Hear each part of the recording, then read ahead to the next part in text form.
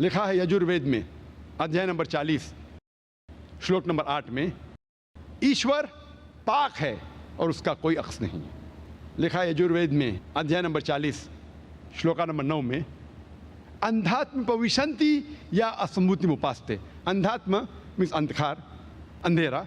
वो लोग अंधेरे में दाखिल हो रहे हैं, वो लोग जो असंभूति की इबादत करते हैं।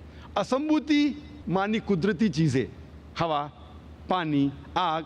वो लोग अंधकार में दाखिल हो रहे हैं, वो लोग जो कुदरती चीज़ की इबादत करते हैं। और आगे लिखा है, वो लोग और गहरे अंधकार में और गहरे अंधेरे में ढल रहे हैं, वो लोग जो संभूति की इबादत करते। संभूति मतलब इंसान की बनाई हुई चीज़ें, टेबल, चेयर, मूर्ति, गाड़ी, इसकी अगर इबादत करेंगे तो और गहरे अंधकार में आप जाएंगे।